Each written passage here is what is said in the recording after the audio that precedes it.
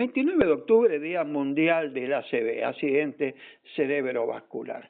Nos interesa siempre trabajar en estos temas de prevención, de información, de esclarecer temáticas donde probablemente la gente está muy ávida de saber y no siempre tiene los conceptos como corresponde, en forma clara, con aquellos que trabajan diariamente en los temas de salud. En esta ocasión vamos a hablar con el doctor Máximo Zimmerman, que es médico neurólogo, director del Laboratorio de Neuroplasticidad, Estimulación y Control Motor de INECO y director médico de Clínica ALCLA. Y hay un tema que me llama mucho a interesarme, que es qué pasa el día después, ¿no?, de lo que ocurre con el ACV. Buenas tardes, doctor Zimmerman. José Boxal habla. ¿Qué tal, José? ¿Cómo estás? ¿Qué tal? ¿Cómo está toda la audiencia? José, exactamente, lo que vos dijiste recién es un tema que es fundamental porque la mayoría de nosotros escuchó, tiene un familiar o tiene un amigo que ha sufrido un accidente cerebrovascular y algunos de nosotros sabe que el tiempo es cerebro. O sea, ¿qué quiere decir todo esto? Que hay que actuar en consecuencia lo más rápido posible, porque si podemos identificar un accidente cerebrovascular rápidamente, podemos tratar rápidamente de forma efectiva a este paciente. Esto es fundamental.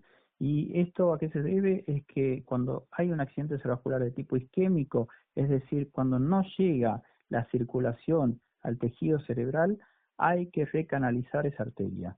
Para recanalizarla se puede usar un procedimiento médico, es decir, una medicación que se coloca de manera endovenosa y que hay un tiempo, una ventana terapéutica que son de 3 horas y que permite, hasta 3 horas, que permite recanalizar dicha arteria y mejorar la zona de penumbra, se llama, o sea, la zona que está hipoirrigada, que está menos irrigada del sistema nervioso central. Ahora bien, ¿qué pasa después de esas 3 horas?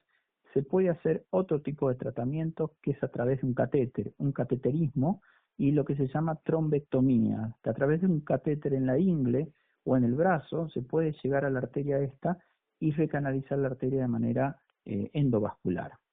Entonces, son procedimientos que hablan de que necesitamos un tiempo para poder actuar, no más de 6 horas. Por eso hay que reconocer el accidente cerebrovascular de manera rápida y precisa y poder derivar a este paciente a un centro donde pueda realizarse estos 2 procedimientos. Dentro Pero de ¿qué esas pasa primeras después de 6 los horas, primeros? Sí. podemos considerar qué porcentual de recuperación parcial o total.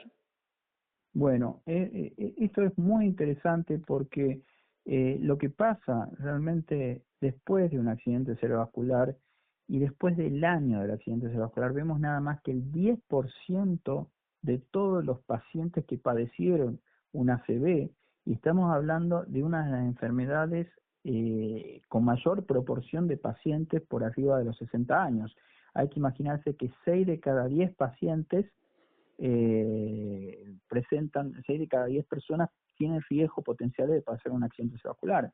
Entonces, 10% tiene una recuperación completa al año, pero 75% de estos pacientes queda con algún nivel de secuela o discapacidad. ¿Qué es la espasticidad? La espasticidad es básicamente una limitación que ocurre en el movimiento por un aumento del tono. Quiere decir que los músculos, a raíz de una lesión del haz córtico-espinal de una vía descendente que llega al músculo, origina una mayor contracción de estos músculos. La espasticidad básicamente lo que genera son movimientos anormales o una postura anormal, ya sea del miembro superior o del miembro inferior. La espasticidad se produce muy comúnmente en pacientes con accidente cerebrovascular, pero también con otras patologías.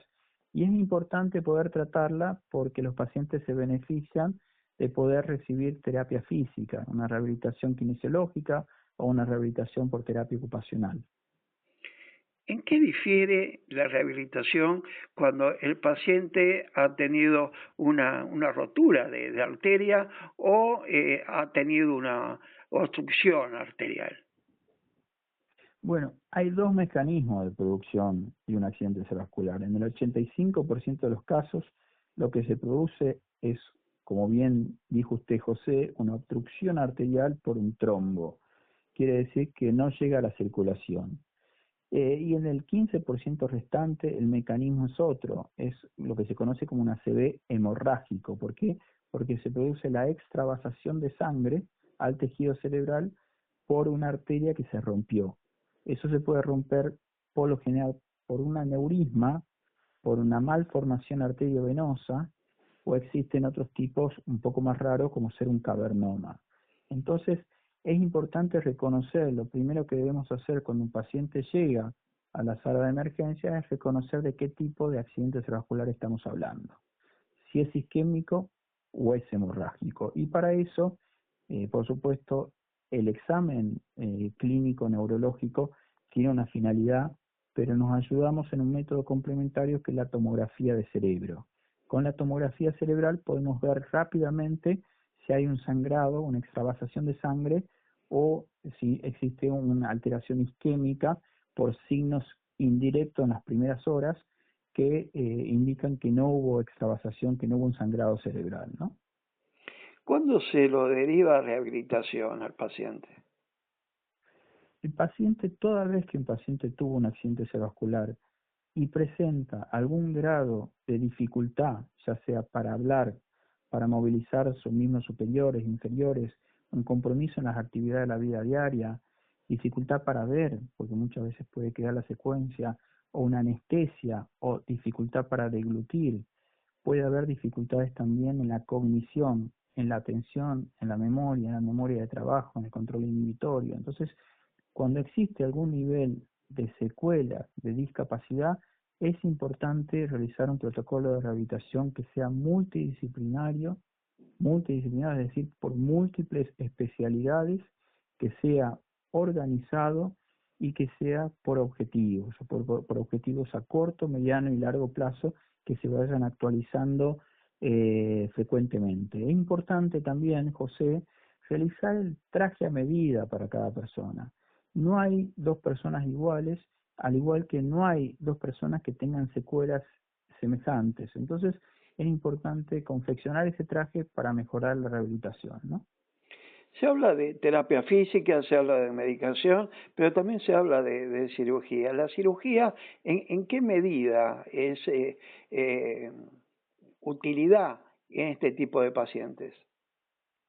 Mire, la realidad es que cuando estamos hablando de realizar una cirugía en un accidente cerebrovascular, una cirugía no una cirugía endoscópica, endovascular, que estamos hablando, que hablamos primeramente como una trombectomía, pero si hablamos de una neurocirugía es porque estamos hablando de una situación muy grave con mucho riesgo de vida del paciente, que nos obliga a nosotros a hacer una craniectomía descompresiva. Quiere decir que muchas veces hay un edema cerebral muy grande y para salvar distintas áreas del sistema nervioso nos tenemos que ver obligados a desplaquetar, es decir, sacar una parte de la calota craneana para que el sistema nervioso no esté con mucha presión y no esté de alguna manera afectando distintas áreas que son muy importantes.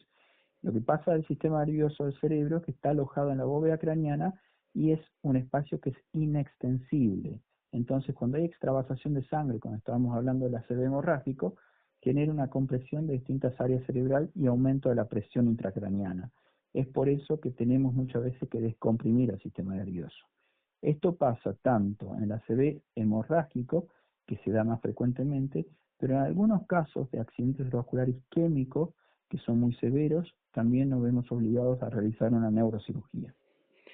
Los que no somos médicos solemos tomar determinadas teorías y expresarlas y a veces comunicarla indefinidamente. Por ejemplo, el ácido hemorrágico o el isquémico. Y uno dice, y entre tener uno y otro es mejor que tener el isquémico, es mejor tener el hemorrágico, en el sentido del daño que puede llegar a ocurrir. ¿Es así? ¿Hay una diferenciación que daña más o daña menos? Yo prefería, José, no tener ningún accidente cerebrovascular, pero la realidad es que depende de muchos factores. Depende del tamaño, depende de la localización, porque no es lo mismo tener un accidente cerebrovascular de poco tamaño en una región estratégica como ser el tronco encefálico que tener el mismo accidente cerebrovascular en la corteza cerebral en el lóbulo parietal.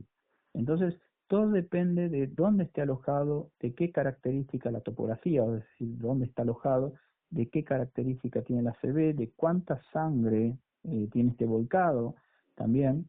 En líneas generales, el accidente cerebrovascular hemorrágico tiene peor pronóstico que el accidente cerebrovascular isquémico. Y esto también es importante porque en el accidente cerebrovascular isquémico nosotros podemos actuar en consecuencia en este periodo de ventana. Es decir, que si nosotros lo agarramos y podemos diagnosticarlo a tiempo, podemos desobstruir esa arteria, cosa que no pasa en el accidente cerebrovascular hemorrágico. En el accidente cerebrovascular hemorrágico nos concentramos en mantener las funciones vitales, en controlar la presión arterial y seguir muy de cerca al paciente, y en algunos casos tenemos que colocar un procedimiento endovascular si hay un aneurisma cerebral para poner una malla y cerrar ese aneurisma para que no siga sangrando, ¿no? Entonces, el tratamiento es diferente y, por supuesto, también la evolución es un poco distinta. Doctor Máximo Zimmerman, como suelo hacerlo en estos diálogos en temas de salud, al finalizar trato de que nuestros entrevistados utilicen este tiempo final como para expresar algo que no se haya dialogado, algo que haya faltado ampliar. Estos minutos son suyos. Bueno, muchas gracias, José. Lo importante es tener en cuenta que el accidente cerebrovascular es una patología que es prevenible. O sea, si nosotros nos fijamos y tenemos en consideración los factores de riesgo que en su mayoría son prevenibles, como la hipertensión arterial, el tabaquismo, el alcoholismo, el sedentarismo, la obesidad, o sea, todos estamos hablando que podemos mejorar y disminuir la tasa de ocurrencia de accidente cerebrovascular, controlar muy bien la diabetes, si es que existe. Hay factores genéticos que lamentablemente no se pueden prevenir, pero por eso decimos que el accidente cerebrovascular es prevenible.